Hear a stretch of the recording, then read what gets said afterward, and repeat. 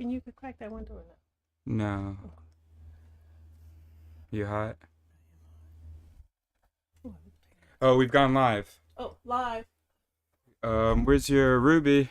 Where's It's over Ruby? there. There you go. Why do I Hot. look so pale? Yeah, we all do. Here, this camera. There we go. Excellent. Great job. Okay, so reading from How to Be Human, the manual by Ruby Wax with a neuroscientist and a monk. Oh, we should switch places actually, so that we can line up with the actual people. Wait, that's the monk, right? That's right. Good job. Well, now he's going to be on the wrong side. Huh? The monk should be on my right side now. Oh. That's what we've always done. I know, and now we're gonna do it correctly. There we go. Oh, whoa! Whoa! On the screen, it's lined up perfectly. It's amazing. That's amazing. Okay, so chapter 7, sex. Turpin. Turpin? Tupton. When was the last time you had sex? 25 years ago.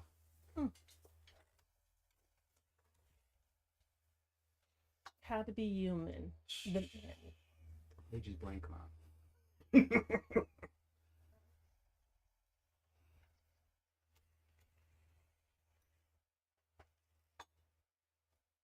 Well, that about covers it.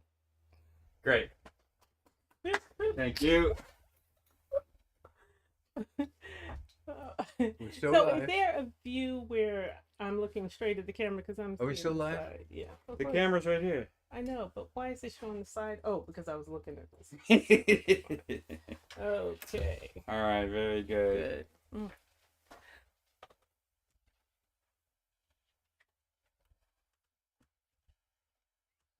Excellent. Are you going to go back into your meeting? If not, I'm going to read this kids chapter real quick, so the video's a little bit longer than that. Huh? He could listen in the earphone. Have you got someplace to be? Thanks. All right, so there we go. Chapter 7. Done.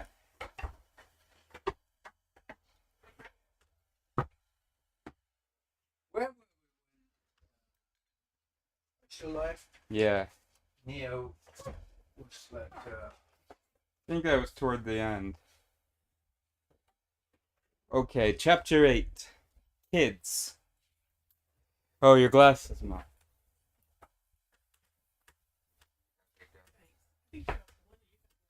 I'm not hot. Chapter 8. Kids. I wrote a book about babies and how to grow them successfully in my last book, A Mindfulness Guide for the Frazzled. I can offer no better advice in this book on the topic, so if you want to know anything, go and buy my last book and turn to the chapter on babies. Just a refresher. When your baby comes out of the float tank known as you, it's sprouting 25,000 neurons per minute, and as they branch out, they make 2 million connections per second. Now, don't be afraid of what I'm about to say, but every interaction you have is connecting those neurons, building the mainframe of your baby's brain. You are the sculptor, and your baby is the mound of clay. Luckily, as soon as they're born, you'll get a full complementary set of hormones to help you know what to do. Out of nowhere, you'll suddenly speak a new language called motherese, and words like wooji will spring from your lips. Don't be alarmed. It's not you losing the plot, it's the hormones talking. From this point on, you and your baby will become mirrors of each other, reflecting each other's facial expressions, movements, and later, emotions and words. Yes! Our facial muscles are directly wired to our brains via nerves. Hey, Dad, what nerves are involved in our facial expression? Oh, trigeminal.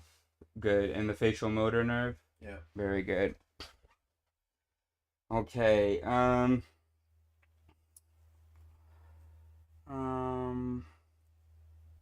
Our facial muscles are directly wired to our brains via nerves, so every expression sets off different cascades of hormones evoking specific emotions.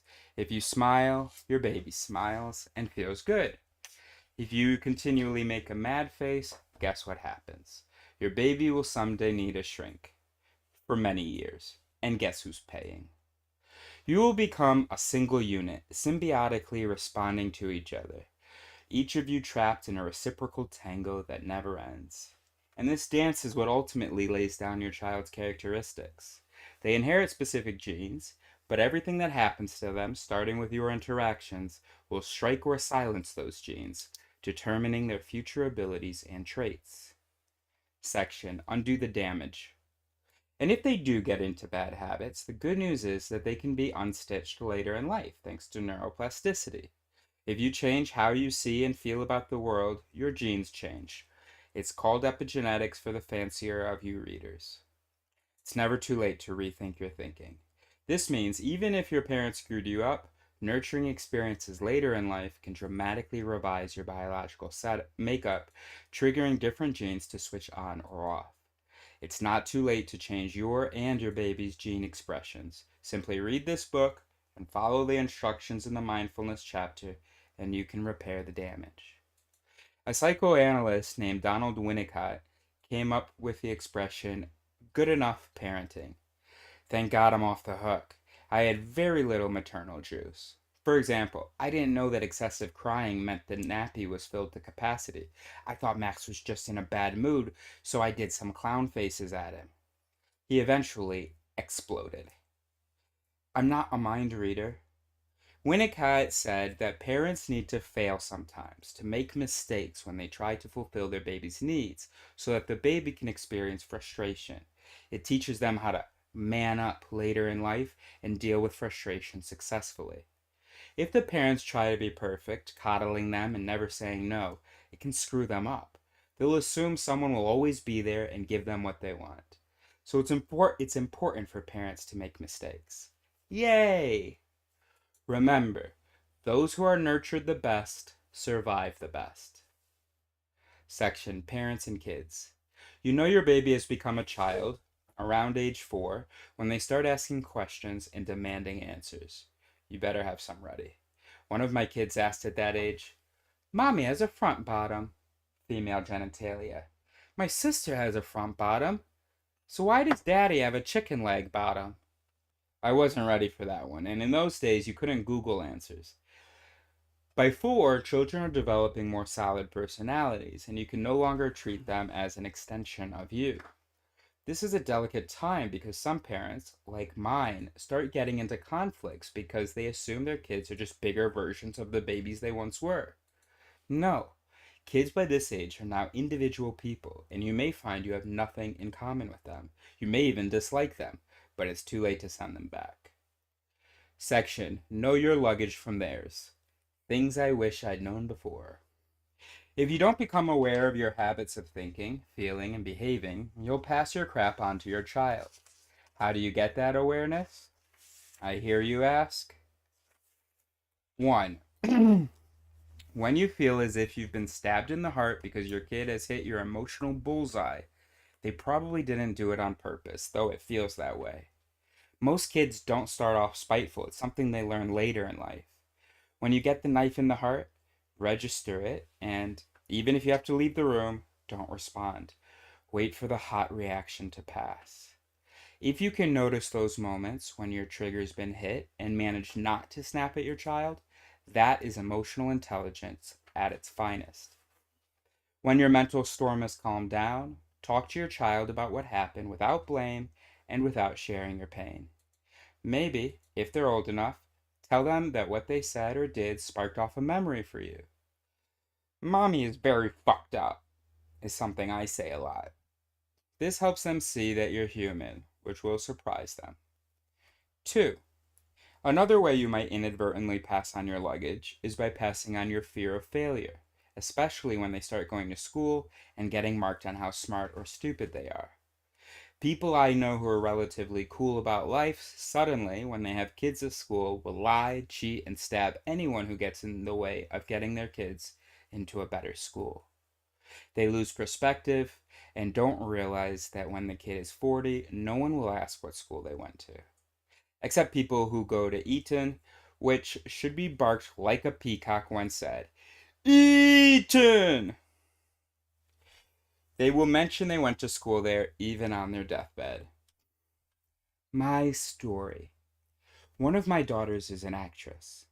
Each time she goes for an audition, I try, but each time she comes back a pathetic, feeble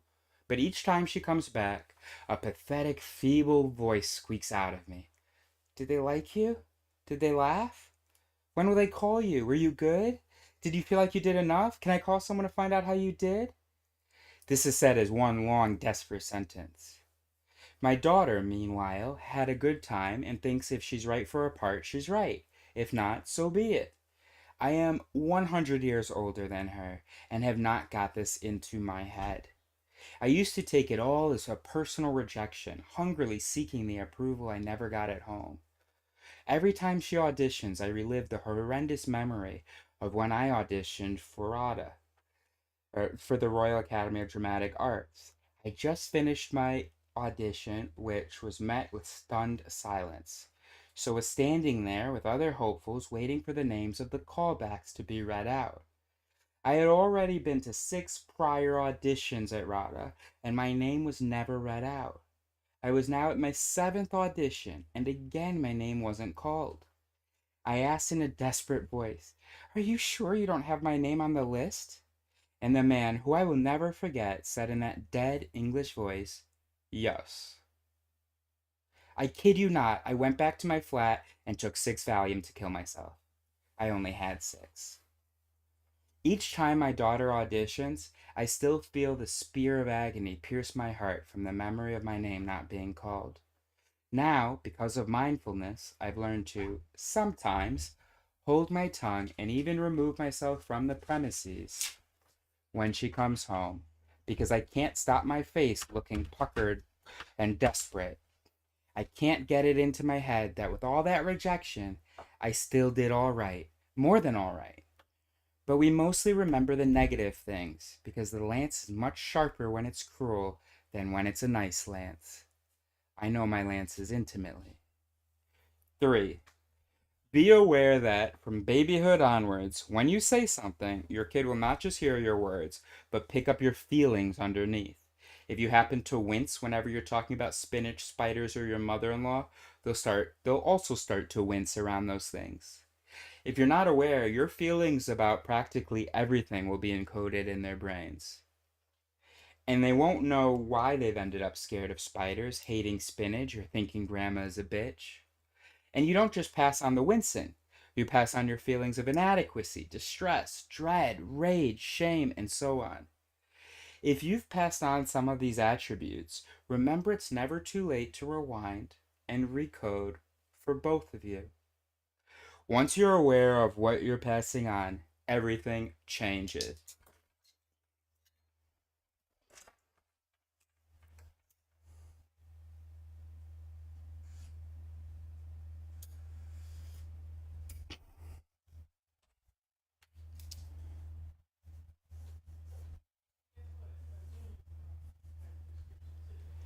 Once you're aware of what you're passing on, everything changes. Insight is the name of the game. For all you parents, number 4, for all you parents who are for all you parents who are nervous about how smart your kids are, my tip is, rather than forcing them to learn by whispering Mandarin into their ears while they sleep, focus your attention on building your relationship with them so that when your child feels hurt or stupid, they'll come to you, knowing you can handle it without flying off the rails. When a child picks up on a parent's pain, they absorb that pain to keep up the belief that their parents are all-powerful and unbreakable. If the child thinks a parent is flawed, he or she will feel unsafe. Pain is preferable to feeling fearful. When they're very young, they believe they're the culprit who makes mommy or daddy upset. Later, they believe mommy and daddy are the culprits who upset everyone. Section: The greatest things you can teach your child. Things I wish I'd known before. Long-term studies show that a child's future success can be boosted by teaching them emotional and social.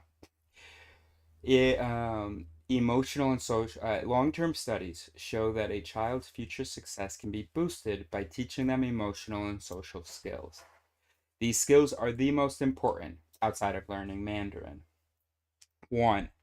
Teach your kids to resist instant gratification.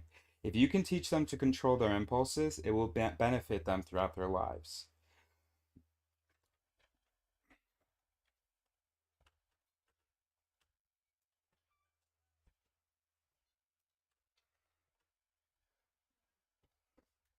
Research was done on 3-year-olds, and their progress followed for 30 years. Research was done on 3-year-olds, and their progress followed for 30 years. It was found that those who developed self-control had better physical health, were better educated, and attained a higher level of achievement. Children without the skills to delay reward were more prone to drug use, had more chance of engaging in criminality, and had a lower standard of living. 2. Teach your kids to pay attention. If you teach them to focus... Yeah, but she's going to say afterwards, like, also, not everything can just be taught to everyone, right? Anyway. 2, teach your kids to pay attention. I mean, you can, you got a kid who, every kid maybe has a range, we can say, of how well, for instance, they'll be able to pay attention. And by trying to teach them, maybe you'll get to the upper end of that range. But it's also part of your job, isn't it? I haven't been a parent, so don't mind me, but it should also, I think, be a part of your job, speaking as a kid, to be like, oh, okay, maybe that this is their range, and, because you don't want to just keep putting pressure on them to be something they're not. Anyway, number 2, teach your kids to pay attention. If you teach them to focus, they'll be more able to filter distractions, especially in this age of information where trillions of bits are incoming each moment. When you pay attention, stress levels lower, and that's about as good as it gets so far as passing something useful down to your kids. 3, teach your kids empathy, to try and imagine what it's like to be in someone else's shoes, to feel and think how another person does. This nips bigotry in the bud. Section: How to develop your child's brain. Things I wish I had known before. I like to have physical evidence of what's happening in the brain to validate any advice I give or take on how to make your kid a better human being. If I can't see it, I'm not buying it. I'm not going to crack open my child's brain, but I like to get a rough idea of the interior landscape. 1. Link up the left and right hemispheres of the brain. Every human comes equipped with a left and right side of their brain.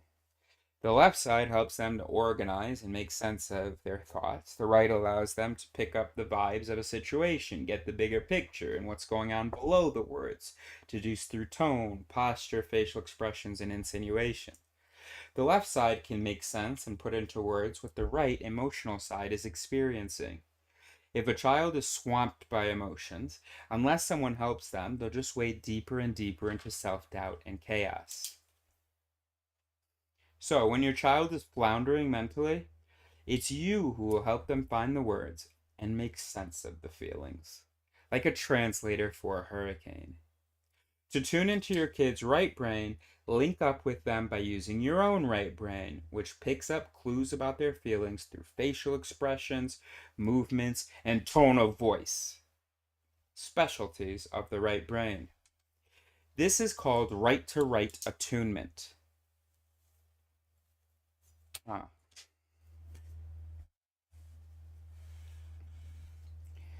80% of all communication is done by these below-the-radar cues rather than speech.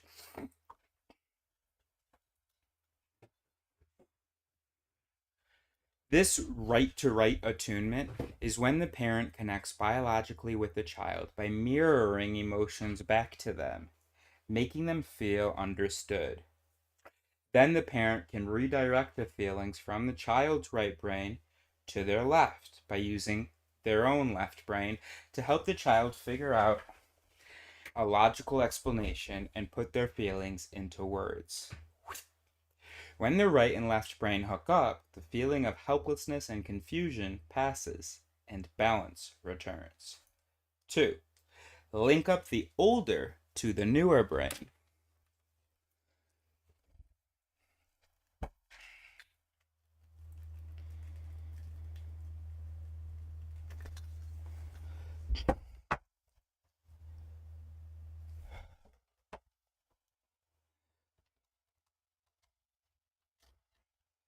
Disconnect, bro. Disconnect, yes, disconnect. Link up the older brain to the newer brain. Your child has a limbic brain, as you do, which is perfect for those quick, fast responses we need to survive. What they don't have at birth is the more evolved, higher prefrontal cortex. Your job as a parent or caregiver is to help your child grow that part, which isn't completely developed until they reach their mid-20s. So not only are you helping to integrate the right side with the left side of the brain, you're also aiming to combine and coordinate the top with the bottom to create a well-balanced brain. All this integration has to be taught by the parent for the child to learn how to make better decisions, gain self-control, hold off from instant gratification, and regulate their emotions. You mold your kid's destiny. Holy shit, that's a lot of pressure, bro. She said don't freak out, but can she give us another reason not to? Section, when the going gets tough. Things I wish I'd known before. Your kid will have tantrums just as sure as they'll grow toenails. What you might not know is there are 2 types of tantrums. One, an eruption from the higher brain. The other from the lower. The higher one is when your kid throws a fit to get their own way, acting out a scene but aware they're acting. They know exactly how to manipulate you to get what they want. If you give in, you're making a big mistake. This is the time to send in the troops and set the boundaries by saying you understand the frustration, but rules are rules, and if they don't stop misbehaving, they'll be locked away in a tower and given a poisoned apple. Or you could decide to be less crazy and just tell them to go to their room. The lower brain tantrum needs a completely different approach. If your kid has gone into a full hissy, awash in cortisol, all reason has left the building, now all you're left with is a baby rampaging bull. So either physically move them away from people they might disturb, or if no one's around, remove yourself. When they've calmed down, choose your moment to discuss what happened. Without being demonstrative, ask them to describe the stages that led up to the outburst and what you could do the next time to help. Let them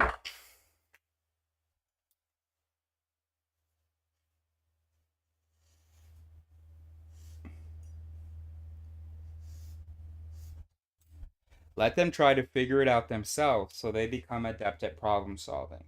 If they refuse to discuss it, just inform them in a calm tone of voice that if they disrespect someone or throw things, that behavior is unacceptable. Stay consistent in your reactions. If you fluctuate, the bull will stampede you. Here are a few tips on how to reconnect when your kid's emotions have gone into hyperdrive. 1. Empathize. The next time your kid is in crisis, say because their turtle died, rather than saying, pull yourselves together, for God's sake, turtles die. You could help them express themselves by mentioning that they look sad, or tell them you can imagine how bad they feel because you had a turtle once too. Even if you didn't have a turtle, just say it. 2, physical contact. If your kid is hysterical, don't try to talk sense into them. There is no sense in them. The sense, it's just this going. If your kid is hysterical, don't try to talk sense into them. There is no sense in them. Try to hug them. Not hard, even though you might want to strangle them. Even with a light touch, cortisol levels reduce. Oxytocin levels increase. If they are in a hyper hissy fitting mode, do not hug them. It will drive them even more crazy. 3. Make faces.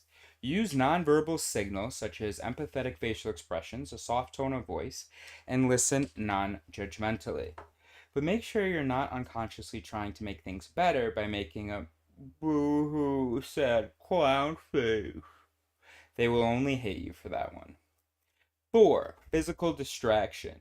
If the hysteria continues, point out something novel or funny that might make them switch their attention. You could suggest a piggyback ride to gallop them out of their misery. 5. Storytelling. Later, when the storm has passed, maybe ask your child to tell you a story about what just happened. You can show empathy by interjecting, but not too much. Phrases like, "I wonder how that felt for you."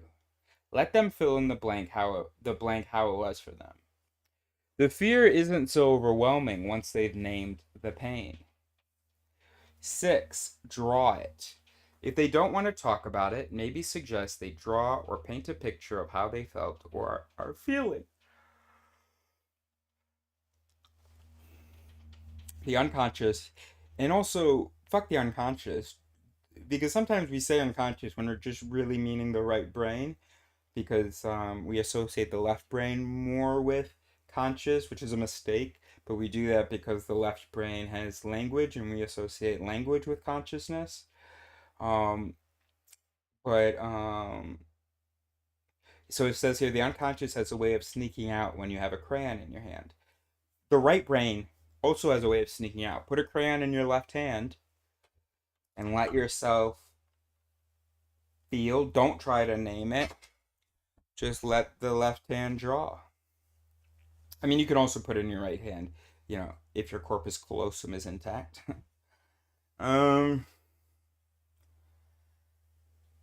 Anyway, so 6 is draw it. If they don't want to talk about it, maybe suggest they draw or paint a picture of how they felt or are feeling. The unconscious has a way of sneaking out when you have a crayon in your hand. 7. Let them blow off steam. To release the fuse, you could suggest jumping jacks, going for a run, playing a ball game, cycling, throwing eggs.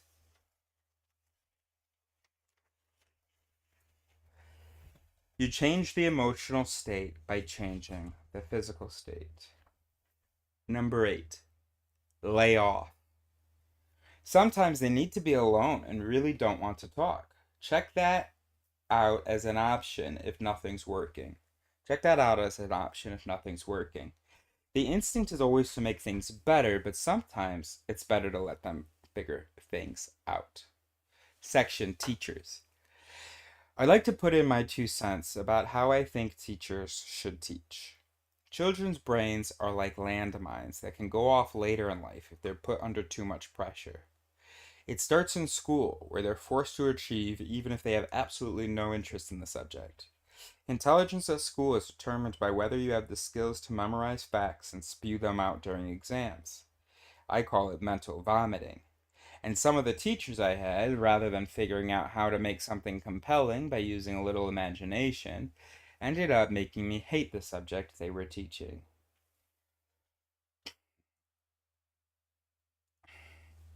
My story. Isn't it a shame, though, the number of people that just think about actors, for instance. Actors, models,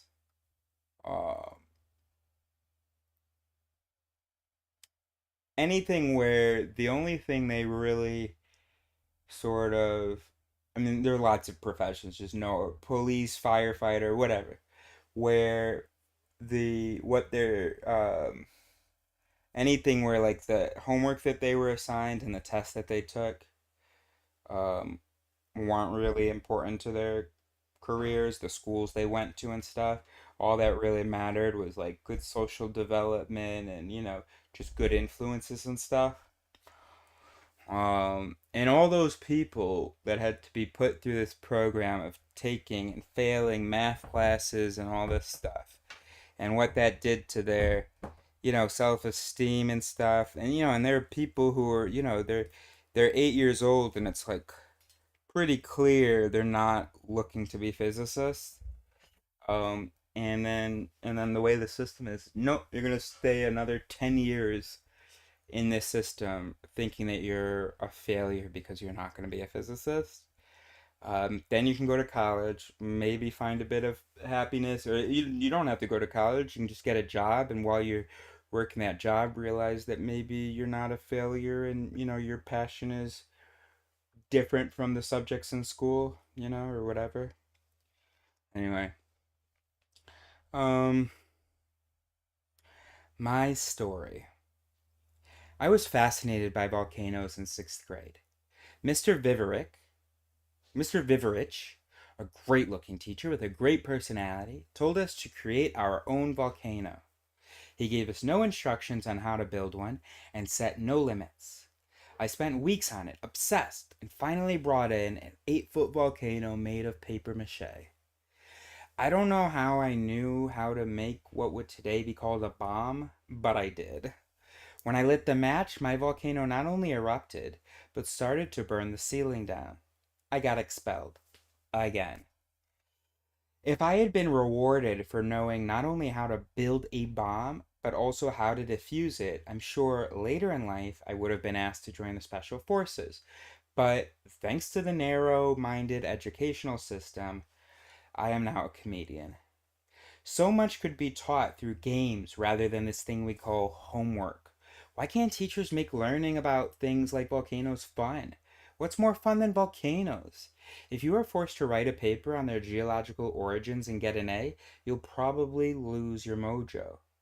Plato knew all this back in BC. Why can't we get it into our heads? He said, "Study forced on the mind will not abide there. Train your children in their studies not by compulsion, but by games." Section: How to teach kids. 1. Games.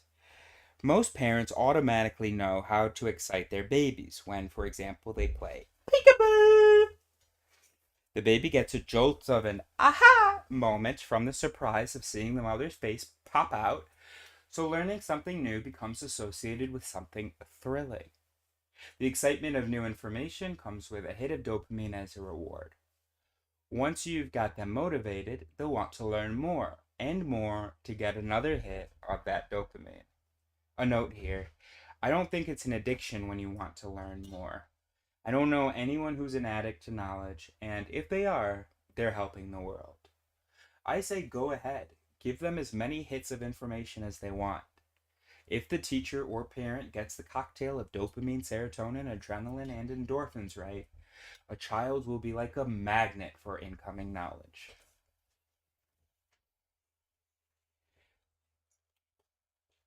2. Change the environment and method of teaching. Investigate which learning environments and study methods work best for your child.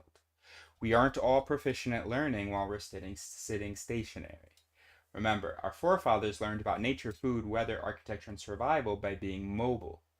We all have a unique way of memorizing and taking in facts. My daughter could memorize facts if she sang them aloud, so I let her sing. Sadly, they didn't let her sing during her A-levels, so she didn't do so well. Another kid may learn better when they walk around. I do my best work in the shower or in bed.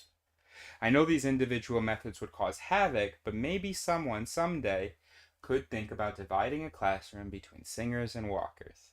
If it's too disruptive, at least experiment at home by encouraging your child to find their own methods. This is especially relevant for kids who have learning difficulties. Just help them find the key to unlock their interest and watch what happens.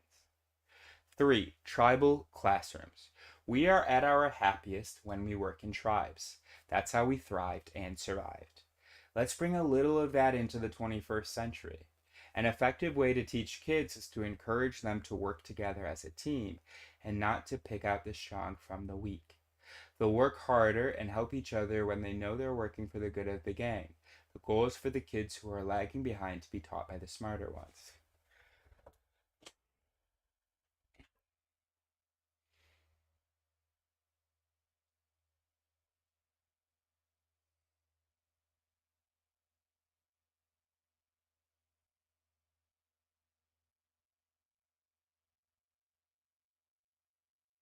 I was just thinking.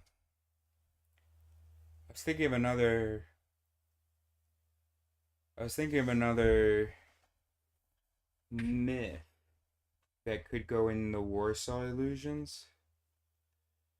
So we've been talking about putting the blank slate myth in.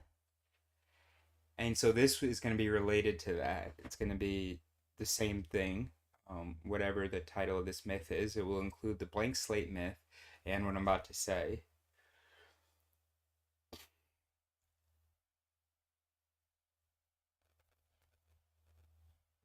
I'm thinking about a friend of mine who says, "Yeah, one of the big problems in the world is that we're so tribal.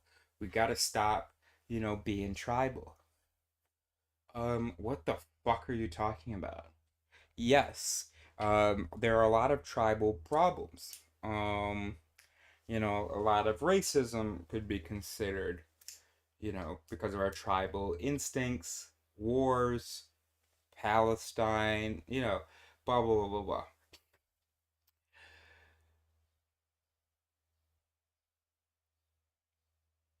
But there's also nothing we can do about the fact that we are tribal. Okay, we are a social species, and you can't be friends with everybody. So we are tribal. So what would that be? It's like that. You see how it's like the blank slate. Like there are certain things about the nature of the mind that you have to accept. And maybe this just falls under the will illusion, this second part, not the blank slate thing. But what I'm saying about how, like, we have this idea that the brain can just produce anything. Except there's no other machine in the world that would make any sense to say about. And it doesn't make any sense to say about the brain either. Brain is the most incredible machine in the world. No doubt. In the universe that we know of. Okay? No doubt. So it can produce, a lot more variety than any other machine. But it still can't just do any fucking thing. And also, there's a cost. The crazier the output you want, the more energy it's going to cost, and the less often it can happen. So tribalism isn't going away. We just have to figure out how to take advantage of it. 4. Creative thinking. Schools should give high marks for thinking out of the box. The teacher should ask why the students answered the questions the way they did, and if it's imaginative and original, give them a high grade. If someone keeps getting disapproval because of a bad grade, they shut down and no longer feel safe to explore other options.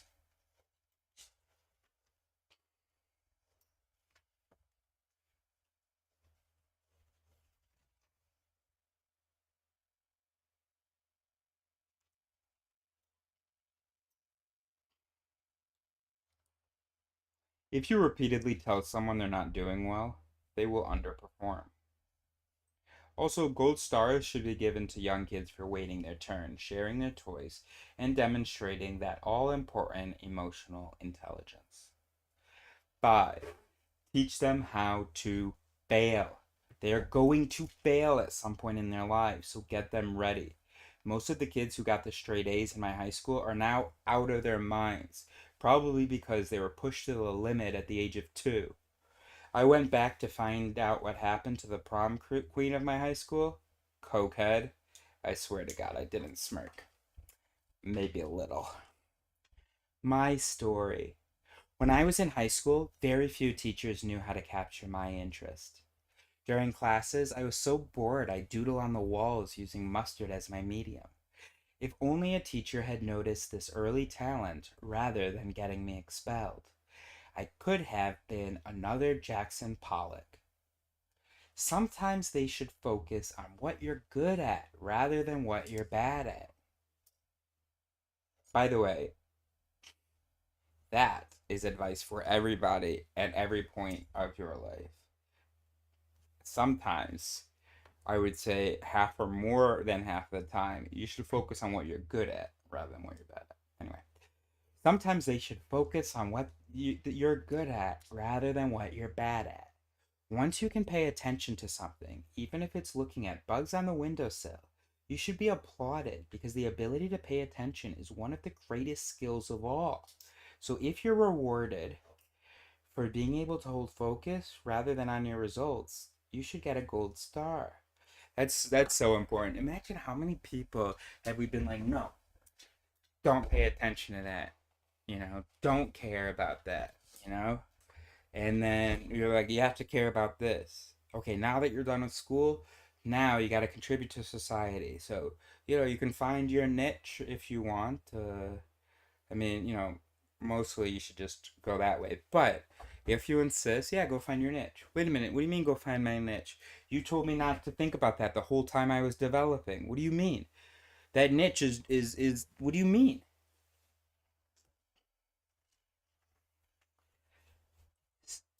Oh, that's the end of my story. 6.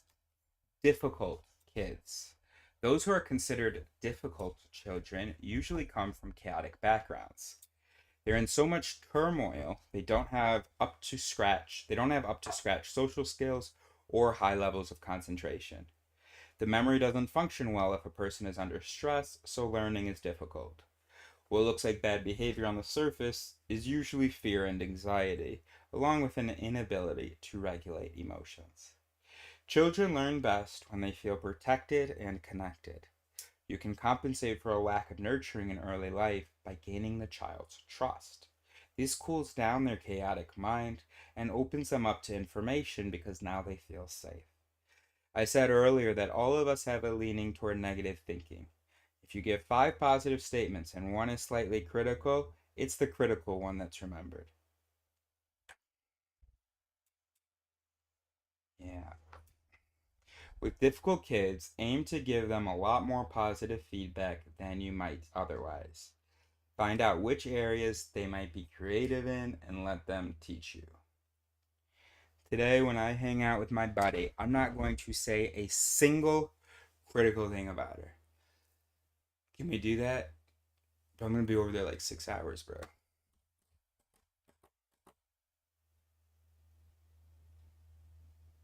I mean, I can't think of, but also I'm not like that, bro.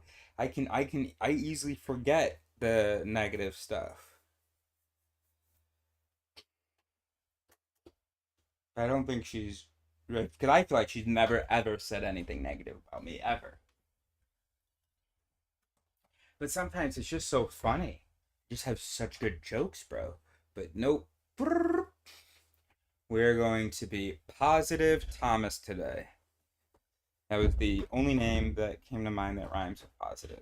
I mean, in any that at all sounds like positive. Anyway, section a reality check. I went to flag up a few facts. Oh, I want to flag up a few facts. The average unemployment rate after leaving university is about 15% and as high as 20% and 22% in some areas. I think it might be an idea for kids to learn occupational skills that will ensure they get a job later. Plumbers, electricians, carpenters. Then go to places like Notting Hill Gate or Hampstead and name their price. Everyone there is desperate for good tradesmen. I'm sure sometime in the near future, plumbers will be the new bankers. Another fact, 65% of 8-year-olds will work in jobs that don't as yet exist. So why hothouse them for something that will be redundant? Why are we pushing kids to learn subjects they probably won't need in their future? The skills of the future will probably be about being creative and thinking out of the box. Those who can do those soft skills won't be replaced by a machine. Sure we will. Yes, we will. Of course we will. Imagination may become a valued commodity. Thinkers out of the box will go to Harvard or Yale. A machine won't know how to empathize, how to read what another person is thinking. Is she joking right now? I mean, unless this was written in the 1900s, how could she be saying this? Is she joking? Pretty sure it was written like last year or something, 2023 or something. No, 2018. Okay, so alright. I mean, I still think it's unforgivable. I mean, I've always been confused when people are like, "Oh, machines can't." What are you talking about, bro? They'll never be able to. What are you talking about, bro? What do you think we are? Ugh. Anyway, computers can identify a face, but not what's going on underneath it. What are you talking about? Just like humans learn to associate emotions with facial expressions and have some pre-programmed, and then others it's acquired programming. A computer can do the same fucking thing, bro. Alright, I'm not gonna beat that dead horse. Empathy becomes okay. A machine won't know how to empathize, how to read what another person is thinking. Now, it won't know how to empathize. No, it's even that. Because all you have to do is give them sort of a body or a source of sensation, a source of sensory information. Link that up with the emotional system so that their sensory information changes uh, the according to like different mental states. Um, and then you have the interpretation. So you see someone's face. You have the association of the emotion. Okay, you run that emotion protocol in your own system. Now you are feeling what you think the other person might be feeling. And then just add another detail so that you don't confuse the machine doesn't confuse it for actually their own feeling. And you've got empathy. But whatever. A machine won't know how to empathize, how to read what another person is thinking. Computers can identify a face, but not what's going on underneath it, which is absolute garbage, this paragraph. Empathy becomes the new literacy. These days, those with people skills are the rising stars because in this global world, you have to know how other people think and feel.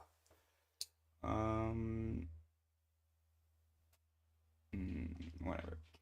Businesses look for leaders with people skills because no matter how intelligent someone is, if they can't relate to other humans, they're not going to float, and neither is the company they work for.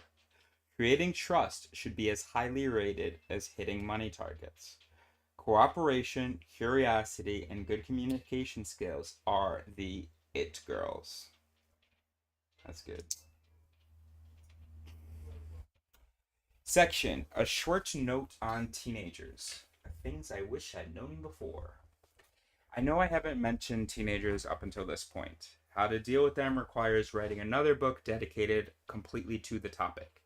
I may do that in the future, but in the meantime, let me tell you that most of their abuse to you is nothing personal. It's because inside their bodies, the equivalent of Hurricane Katrina, the San Francisco earthquake, Pompeii, the Yangtze River, the Yangtze River flood, and the Nevado del Ruiz volcano eruption is happening. This is the time in their lives where their biology is shifting like tectonic plates, moving them from childhood to adolescence. Even though they now have bigger protrusions, they still partly have the brain of a baby, but they don't want to be treated like a baby, and this is why everything you do is an irritant, from the way you breathe to your very existence. Hello? Kind of artsy, huh? Boys usually cut off from their parents by distancing themselves, i.e., locking themselves in their room. Girls usually go into combat mode and let you know how irritating and passé you are. If you wait a few years and you survive, I promise they will love you again. if you tell them no, don't add on long explanations because they are geniuses at manipulating you with every ploy on earth. Here are some of the more common comebacks for when you say no to something as simple as, no, I don't want you to stay out until 4 in the morning to your 14-year-old. You hate me and want to ruin my life. You can't tell me what to do. You never let me do anything. You're such a bitch. You're just jealous because you're a loser. Or they may ask you why over 2,000 times an hour. Everyone else's parents let them do/have/smoke it. Some rules. Don't just say no. Always present a simple case for why you said it to show you thought it out, and whatever you do, don't elaborate. 2. If you get into the cycle of reasons for your no, your child's retaliation will be endless, leaving you drained. You'll be like an old, dead, dried corn husk, and will eventually change the no to, okay, whatever you want. 3. If they find out, okay, whatever you want. 3.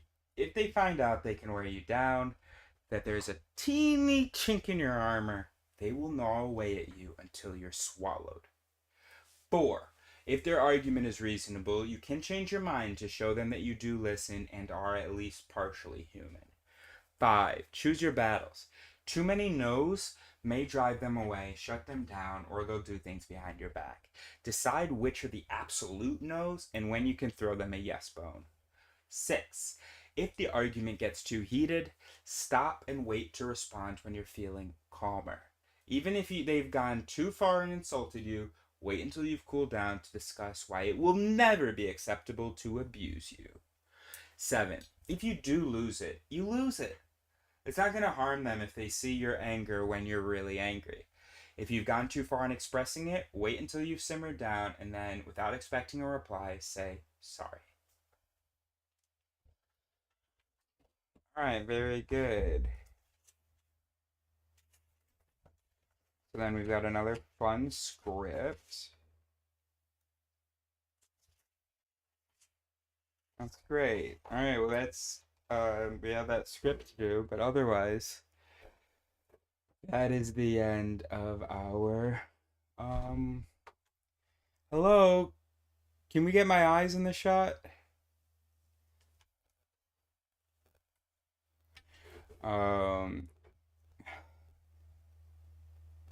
Thank you. Great job, everybody. Really great. Oh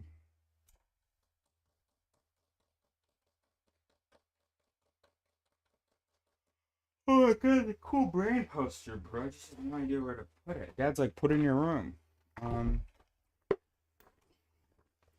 Anyway, tons of stuff on it, bro. Got your arteries, got your structures, tons of good stuff. I don't know where to put it yet. Well, that's not bad. And you wouldn't be able to open that. Anyway. Let's see, where are we at?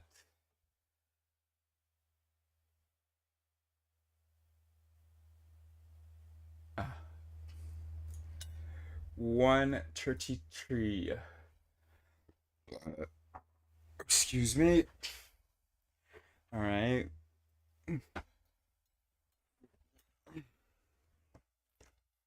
I mean, should we just do one chapter in here? Life is the way the animal is in the world.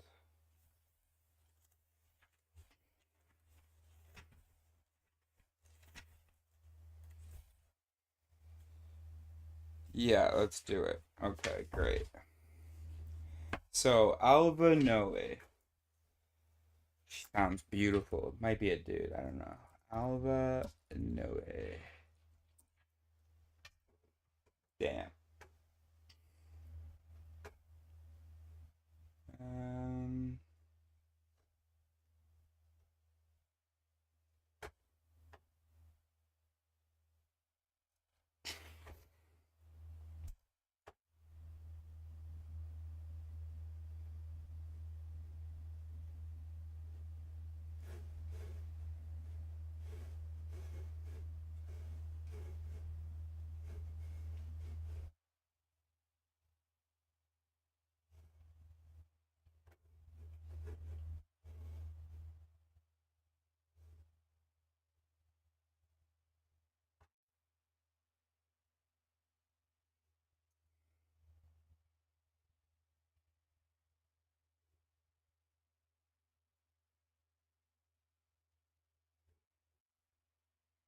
All right.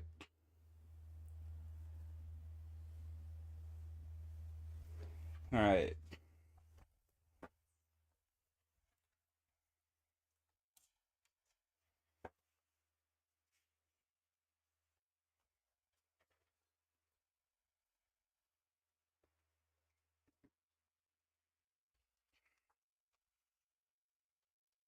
Oh, I didn't date that at all.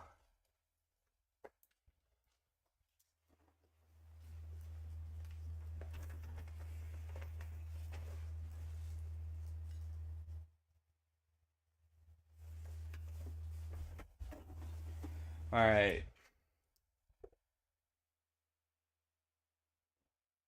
Okay, chapter 13 of Thinking.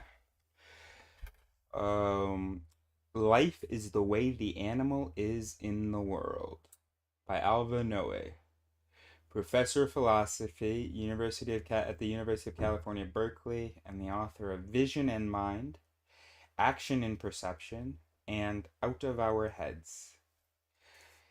The central thing that I think about is our nature, our human animal nature, our being in the world. What is a person? What is a human being? What is consciousness? There is a tremendous amount of enthusiasm at the moment about these questions. They are usually framed as questions about the brain, about how the brain makes consciousness happen, how the brain constitutes who we are, what we want, our behavior.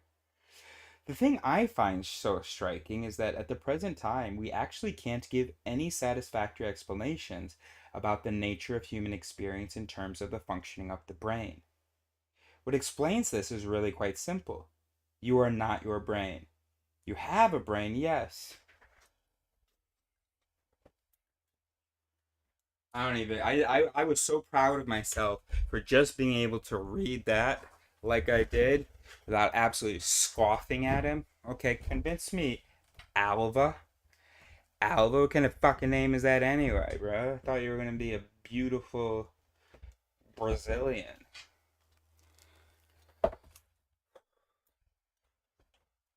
And you know, I'll tell you, Alva, why we have no satisfactory explanations because you're unsatisfiable. You don't want to accept that you're a brain, that you are a physical biological system. I mean, even if you extend a bit outside of the brain, that you are still a physical, determined biological system. There will never be an explanation for consciousness that a brain can accept about itself. Because a brain, it didn't evolve, wasn't designed, isn't built to understand that. Okay? I'm still gonna read your stupid fucking comments here. Your essay, whatever the fuck. Let's try again. The central thing that I think about is our nature, our human animal nature, our being in this world. What is a person? What is a human being? What is consciousness? There's a tremendous amount of enthusiasm at the moment about these questions. They're usually framed as questions about the brain, about how the brain makes consciousness happen. And by the way, Alva, are you going to have a satisfactory explanation? Because you're like you seem to be saying the reason we don't have a satisfactory explanation is because we've been hyper focused on the brain. So you're going to tell us what we should be looking at, and you're going to give us a satisfactory explanation for that. Because otherwise, I'm just going to say, "Oh, well, we still don't have a satisfactory explanation. Well, then it must not be that then." Let's try this one more time. What is consciousness? There is a tremendous amount of enthusiasm at the moment about these questions. They're usually framed as questions about the brain, about how the brain makes consciousness happen, how the brain constitutes who we are, what we want, our behavior. The thing I find so striking is that at the present time, we actually can't give any satisfactory explanations about the nature of human experience in terms of the functioning of the brain. What explains this is really quite simple. You are not your brain. You have a brain, yes, but you are a living being that is connected to an environment. As though the brain isn't a living organ in a biological being connected to the environment. All right, we're gonna try not to say anything. It's only like 8 pages long. All right. What explains this is really quite simple. You are not your brain. You have a brain, yes, but you are a living being that is connected to an environment. You are embodied and dynamically interacting with the world. We can't explain consciousness in terms of the brain alone because consciousness doesn't happen in the brain alone. In many ways, the new thinking about consciousness and the brain, in many ways, the new thinking about consciousness and the brain is really just the old fashioned style of traditional philosophical thinking about these questions, but presented in a new neuroscience package. All right, that's interesting. That sounds smart. Let's see what he has to say. People interested in consciousness have tended to make certain assumptions, take certain things for granted. They take for granted that thinking, feeling, wanting, consciousness in general is something that happens inside of us. They take for granted that the world and the rest of our body matters for consciousness only as a source of causal impingement on what is happening inside of us. Action has no more intimate connection to thought, feeling, consciousness, and experience. They tend to assume that we are fundamentally intellectual, that the thing inside of us which thinks and feels and decides is, in its basic nature, a problem solver, a calculator, a something whose nature is to figure out what there is and what we ought to do in light of what is coming in. We should reject the idea that the mind is something inside of us, that is basically matter of just a calculating machine. There are different reasons to reject this, but one is, simply put, there is nothing inside us that thinks and feels and is conscious. Consciousness is not something that happens in us, it is something we do. A much better image is that of the dancer. A dancer is locked into an environment, responsive to music, responsive to a partner. The idea that the dance is a state of us, inside of us, or something that happens in us is crazy. Our ability to dance depends on all sorts of things going on inside of us, but that we are dancing is fundamentally an attunement to the world around us. There's like a promising sentence, and I was like, that's an interesting angle, and if he backs that up, that could be convincing. But all he's doing is backing that ass up and thinking he's making a point, bro. Our ability to dance depends on all sorts of things going on inside us, but that we are dancing is fundamentally an attunement to the world around us.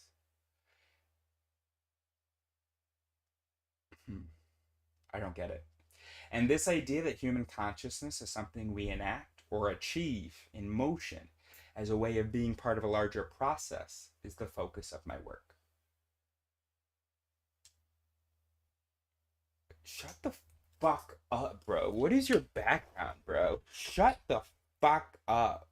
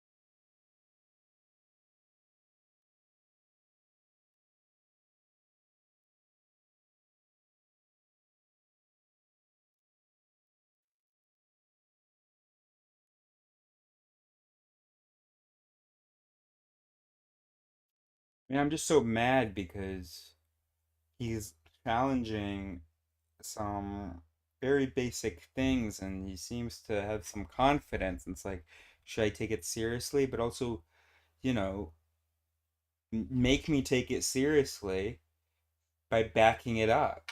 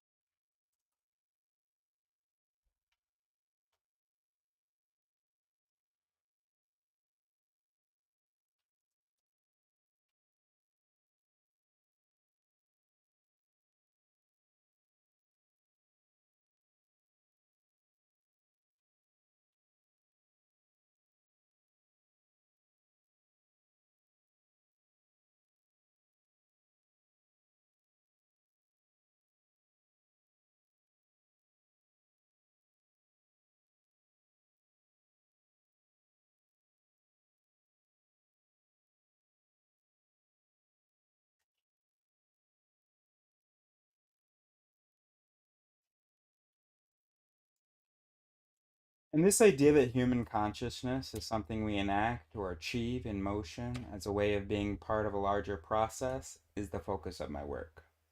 Experience is something that is temporarily extended and active. Perceptual consciousness is a style of access to the world around us. I can touch something, and when I touch something, I make use of an understanding of the way in which my own movements help me secure access to that which is before me.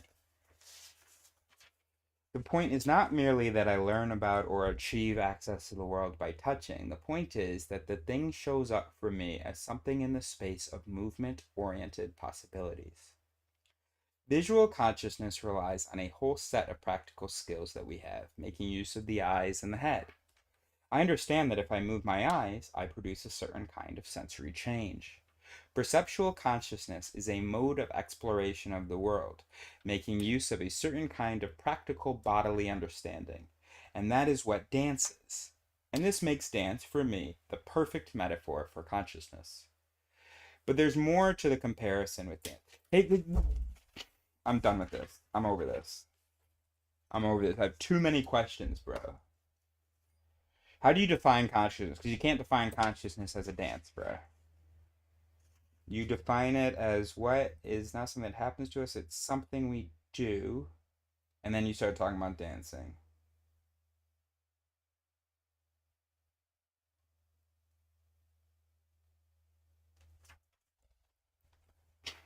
Alright, well, we're gonna read this. Come on, we can do it. I also have to poo, that's why.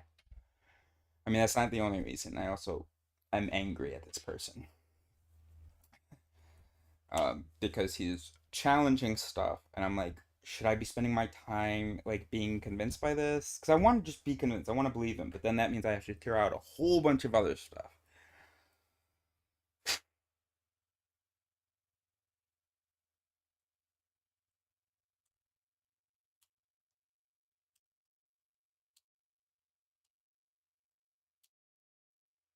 But there's more to the comparison with dance. Consider this. On the traditional conception of the mind, if you want to study experience, you shut your eyes and you introspect. What? No? So you don't even know. Oh, the traditional. Okay, I don't know what you mean by traditional. You mean today's traditional, or you mean historical traditional? Consider this. On the traditional conception of the mind, if you want to study experience, you shut your eyes and you introspect. You look inward and reflect on what is going on inside of you, on the inner show. But if experience, if seeing, hearing, thinking, and feeling isn't something going on inside of you, but is something you do, then you need a different paradigm of what phenomenology would be. That is, of what a reflection on experience itself would be. Who the fuck thinks that the brain can just like look at its own activity? What are you talking about?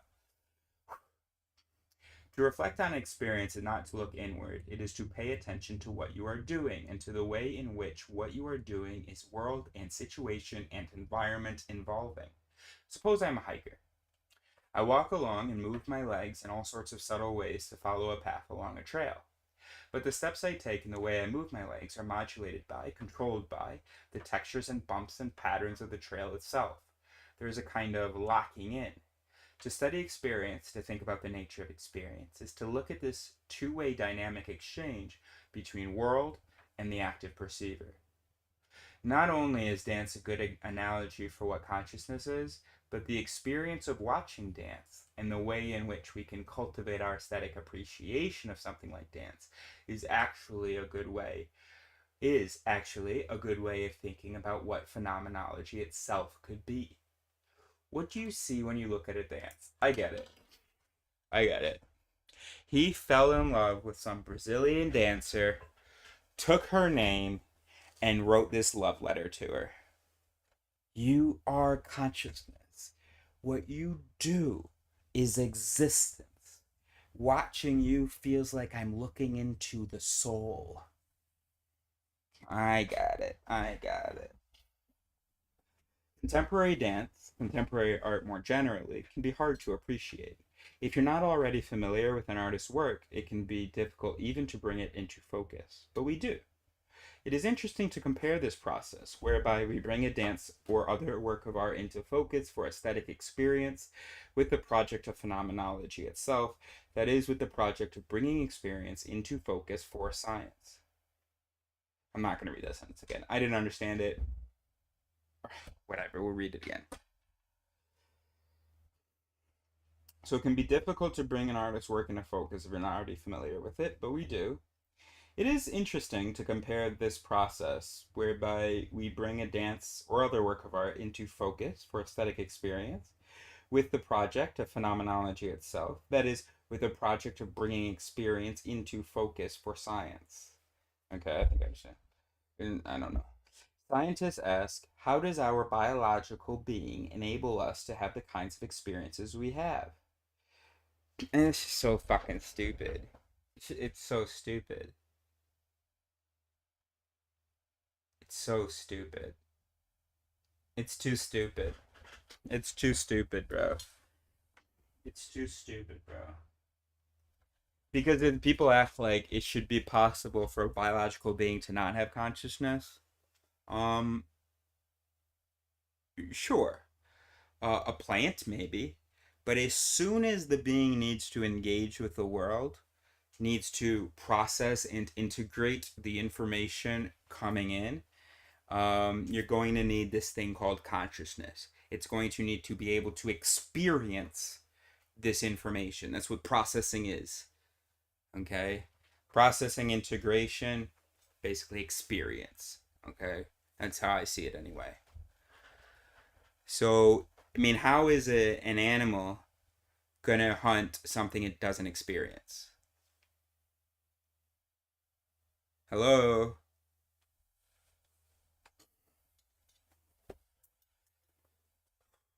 And we're like, oh, yeah, animals, they probably just they probably aren't experiencing that ball. I know they're waving their tail, they're getting all excited, they're running after it. They probably have no experience with the ball. What the fuck are you talking about? Are you trying to use words meaningfully?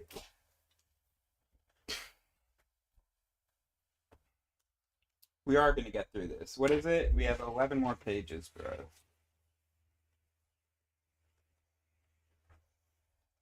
13 more pages, bro. Oh my gosh.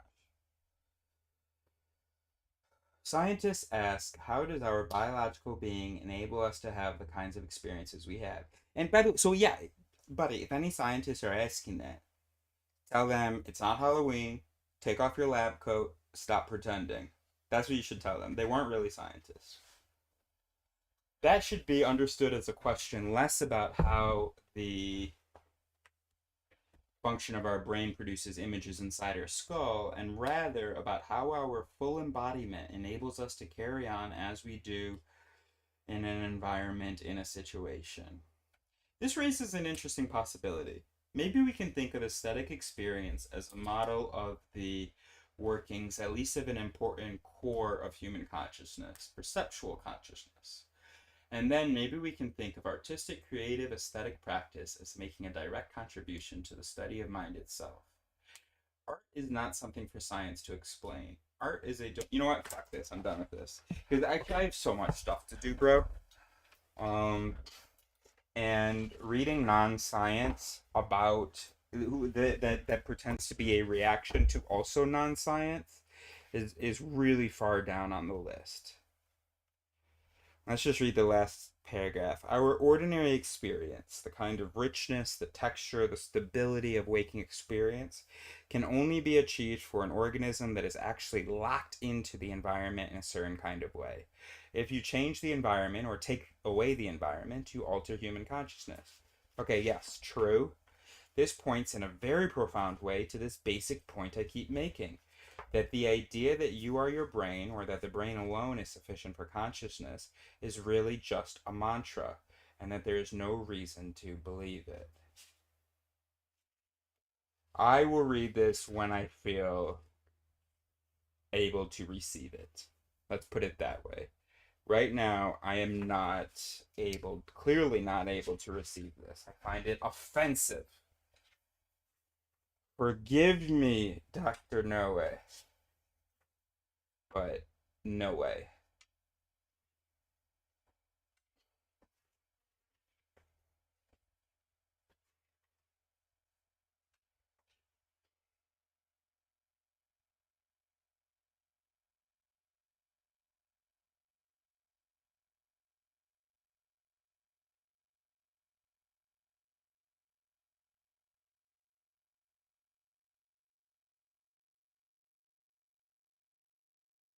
It's an interesting paragraph. That's the wrong level of analysis. The consciousness is unfolding in this dynamic. The consciousness is not in the head. There are a number of philosophers who are very sympathetic to this kind of extended conception of the mind. Andy Clark, for example, or Daniel Dennett. I view them very much as allies, although explicitly Andy doesn't think the extended mind approach for consciousness is valid. He thinks it works for cognition, certain kinds of cognitive processes, memory, and cognition, but not for consciousness.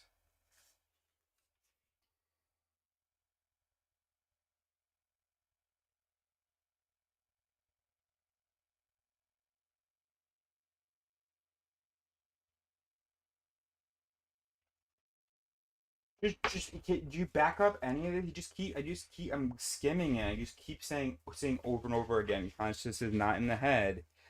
But can you back any of this up? Because I've read Andy Clark and he backed it up. I've read Dennett and he backed up his stuff. And you know what? I bet you see them as sympathetic, but they probably... No, I won't say that. That's mean. That's stupid also. Unjustified.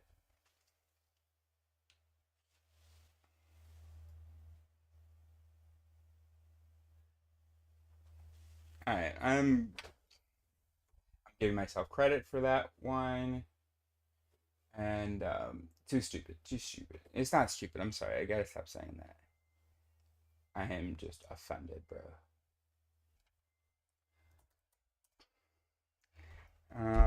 So how do I remind myself? Oh. Hey Siri, remind myself to read Alva's essay next year.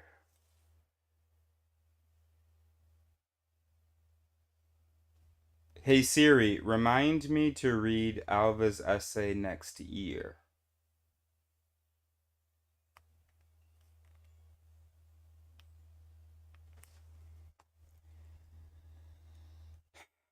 Okay, we're not gonna make it on New Year's Eve. Or on New Year's Day.